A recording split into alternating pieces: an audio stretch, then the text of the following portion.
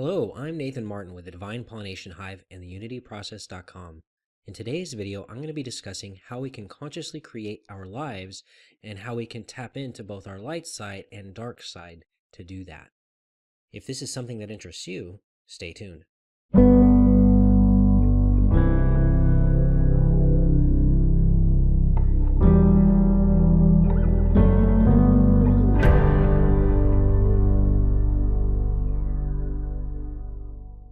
I'm sure you've all heard we're the creators of our reality. We each create our own reality. But what does that mean?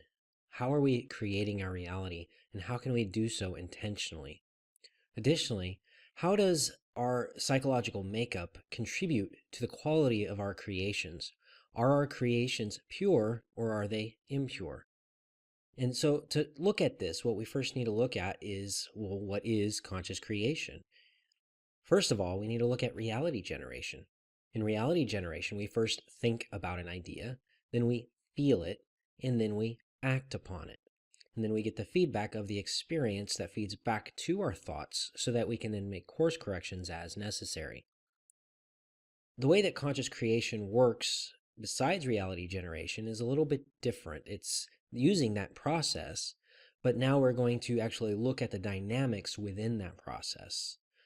So in conscious creation, I first need a contrast. The contrast tells me that it's something that I don't want.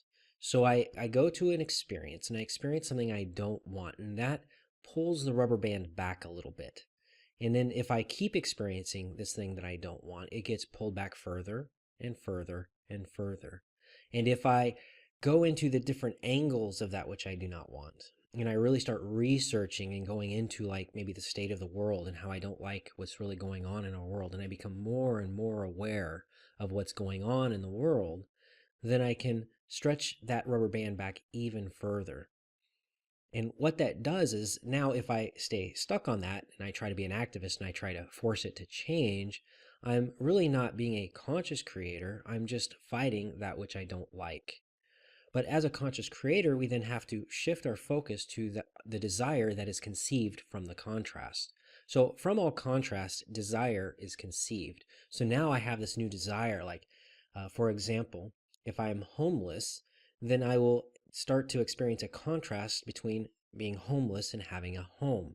From that feeling of desire, I can stop switching from focusing on I don't have a home to start focusing on the home that I choose to create. So that is an extreme example, but anything that we experience with contrast is now going to have that ability. The problem is a lot of people get hung up in this process. They stare at what they don't want and they keep seeing what they don't want, and then they go into a negative feedback loop, creating more and more and more of what they don't want. Now, this can be beneficial in some ways because let's say if they get stuck in this loop for long enough, they can really pull the rubber band tight. It will really be tight and pulled back to its breaking point. And then at that point, if they switch their focus to their desire, they will have all kinds of fuel stored up to actually create their intention. A lot of this desire is really, really built up and the tension is palpable. So now from this tension, they can then launch the rubber band or launch their intentions, kind of like a slingshot, one of the rubber band versions of slingshots. So in this way, we can actually be David and Goliath. We see something we don't like, this giant behemoth of something we don't like. We go into it as much as we can to really understand it. We pull the rubber band back as far as possible, and then we put the rock in there, and then that which is our desire, and we launch it. But then we have to focus on the target. We have to focus on where we want to go with our intention. So merely just looking at what's bad in the world isn't going to launch our intentions. We do have to switch our focus to that which we want to create, the new desire that was conceived. So when we conceive of this desire, then we start placing our focus on it and we start imagining it. We start going into the different things that we want. Now, this is a process, though. You're going to pull the rubber band back. You're going to launch an intention. Now, after that launch, you're going to go into that experience and live it. You're going to experience it. So let's say you get a house.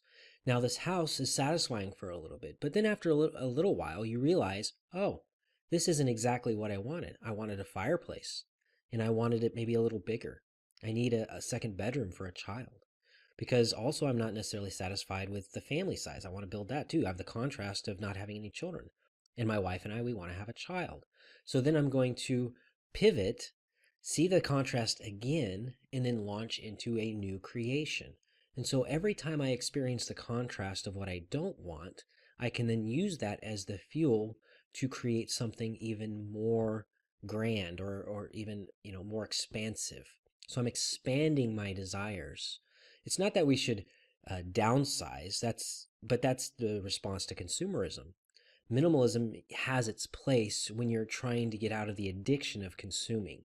But once you really learn how to consciously create, you don't have to worry about minimalism or overspending or anything like that, because you are now abundant, because you've mastered the art of how to create your reality. And it is an art. So what you're going to do after each new contrast, so I want a house with this. Now I'm going to start imagining the new house. I'm going to imagine a new house with several bedrooms. I'm going to imagine a new house that has a fireplace because, oh, I really want a fireplace. And then I'm going to pivot into that. And I'm going to launch it. And then when I have that experience, I'm going to feel it and really just be grateful for the entire experience. And when I see something that comes up as a contrast, I can also be grateful for that contrast. Oh, that's giving me more fuel for my next creation, my next intention that I'm going to create. And then you just launch into that as well. And you just keep going. And that's how you create as an ever expanding creator. What is the actual dynamic? What are we tapping into when we feel that contrast? We're actually tapping into the dark side, what George Lucas would call the dark side of the force. So we tap into the dark side. We feel that frustration or that anger. This isn't how I really wanted it. I need to become more clear in my logic, clear in my intentions. And so now I'm going to clarify. Oh, this contrast has now brought clarity to what I want. Now I'm going to adjust my creation just a bit and launch something new. But I'm tapping into the dark side. I feel this anger. I feel this frustration because it's not fair. This is not what I want. I want something better than this. I want to create more. So now you're going to tap into your anger and you're going to really feel that anger. And people are like, "What? You can't feel that anger. That's not good. You shouldn't be angry." No, that's actually the fuel. That's going to be the fuel. The dark side is the fuel for your creativity. Now, it doesn't have to be this overwhelming sense of hate or rage. That's kind of like when it gets out of hand, when you're not able to process your feelings, when you're not able to consciously create. That's what's going to happen. But really, most powerlessness happens because people don't know how to create their intentions. They feel the anger, then they get stuck and spiral in the anger. And that's really what like Darth Vader did in George Lucas's trilogy. He went into the dark side and he became a psychopath. He just started, going nuts with it. So that's where our mental makeup and our psychological makeup is really responsible for how we create. When we feel that anger, are we going to go into blame? Are we going to start attacking others for us feeling that anger, seeing that they are the source of our powerlessness? Or are we going to notice that, oh, yeah, that's a contrast? So it's really like, oh, that's what I don't want. Now I can become more clear and create what I do want. But we get stuck, we get trapped in that anger. We start projecting and blaming. And that's really what Darth Vader did. He went psychopath. He started killing people and things like that. So he's projecting out onto others. People are projecting out onto others their own powerless feelings. They're not able to be responsible with their feelings. They have to project their feelings. But to be responsible with the feelings says, oh, look, I notice a contrast. I know this anger. Now that's the fuel for me to create something. And now I'm going to focus on what I do want and I'm going to create that. So there's never violence that is needed. Violence is just an imbalance in the dark side. It's focusing too much on the darkness and never coming out of the darkness. So we're supposed to actually look at the darkness and then use that to fuel our transformation, our creativity.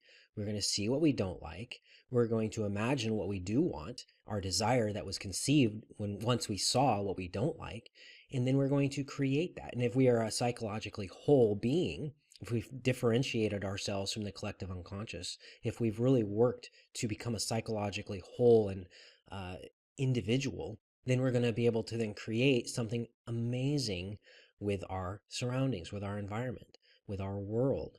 But we have to basically first see what we don't want, go to create it, see what we don't want from that, get clarity, create again, get further clarity, create again, and so on and so forth. And that's how we pivot through our creativity. And most people never start that. Maybe if they create something from anger one time, they're going to like stop, and then they're going to stop being creative again, and they're going to stop pivoting, and then they're going to focus on the negative again too long. But they're never really building and evolving their creation. They're never evolving their creativity.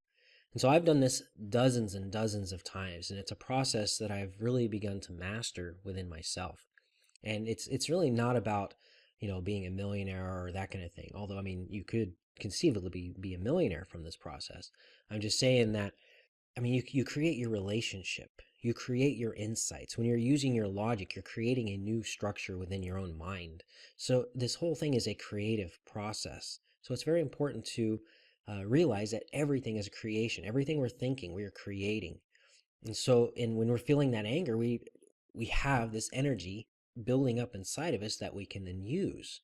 Now, there is sometimes a better way to create, and once we get really adept at it, it's not going to be very angry. These contrasts aren't going to be these huge tirade-filled bitch fests, but they're going to be something altogether different. And really, once we're actively creating all the time, we're going to be in joy. And joy is going to be our predominant feeling, and power, because we are cause in our life and cause in the world. We don't have to be cause over others. That's what anger is. When you go into psychopathy or anger and you try to attack somebody, you're feeling powerless, and then you attack them. You get stuck in that powerlessness, and you go into a powerless cycle, and you think that the only way to get your power back is by attacking them and being cause over them. They were cause over me because I felt this bad feeling, not realizing that they weren't cause over you. You felt that, they didn't. That was only meant to be the fuel so that you could actually build and be creative. But then you got lost in it, and you thought it was something else. You thought it was a personal attack. You thought it was this thing that was personal against you. Oh, now I'm powerless, and I'm going to have to stay there. Well, you only really get powerless if you stay in the anger and you just go in the cycle and going around and around and around in a loop. But that same loop, that same energy that's forcing you around in the circle, can be also the energy that helps you to spiral out and expand and to become a sovereign individual, a sovereign creator. So that is how you create. You first have contrast, the negative feeling. Then you see what you do want to build as a result of that desire. Then you focus on what you want to build, and then you launch that desire. And after you launch that desire, you rinse and repeat, and you go through the cycle again and again and again.